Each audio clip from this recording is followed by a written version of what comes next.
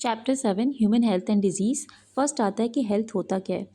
तो health affect किससे हो जाता है? तो हेल्थ जो है बेसिकली माइंड और मेंटल स्टेट से अफेक्ट होता है। हेल्थ और किस किस फैक्टर से अफेक्ट हो सकता है? तो जेनेटिक डिसऑर्डर, एक पर्सन जो है बाय बर्थ किसी चीज़ से डिफेक्ट से बर्थ हुआ है जो कि उसके पेरेंट्स से इनहेरिट हुआ है।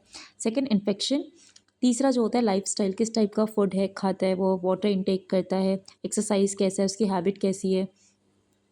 हेल्थ का मतलब क्या होता है? तो हेल्थ का मतलब ये नहीं होता है एब्सेंस ऑफ डिजीज़ या फिर फिजिकल फिटनेस। इसका मतलब होता है एक ऐसा स्टेट जिसमें कि complete physical, mental and social wellbeing हो। व्हेन पीपल आर हेल्दी, जब पीपल हेल्दी होते हैं तो वो ज़्यादा एफिशिएंट हो जाते हैं, वर्क करने के लिए प्रोडक्टिविटी ज़्यादा होता है, इकोनॉमिक डेवलपमेंट ज़्यादा होता है। हेल्थ जो होता है वो इंक्रीज़ करता है लाइफ स्पैन और रिड्यूस करता है इन्फेंट एंड मैटरनल मोर्टेलिटी। किस तरीके से हेल्थ को हेल्दी पर्सन हो सकते हैं? तो बैलेंस डाइट को फॉलो करें, पर्सनल हाइजीन मेंटेन करें, रेगुलर एक्सरसाइज, ये तीनों चीज़ इंपॉर्टेंट है to maintain a good health.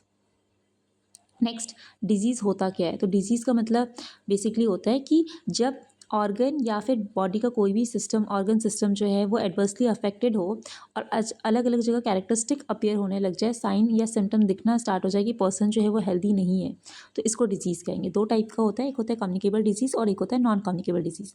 Communicable disease वो होता है जो पर्सन को one person to another person transmit हो जाए, और नॉन कम्युनिकेबल डिजीज़ वो होता है जो ट्रांसमिट ना हो from one person to another person. Communicable disease का एग्जाम्पल है एड्स, और नॉन कम्युनिकेबल डिजीज़ का जो कि बहुत डेंजरस है दैट इज़ कैंसर।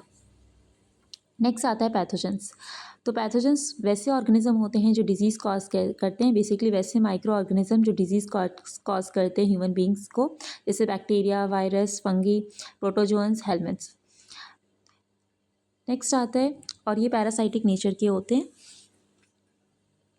सैल्मोनेलिया टाइफी जो कि बैक्टीरिया है, और ये जो है टाइफॉइड कॉज करता है ह्यूमन बींग्स के अंदर।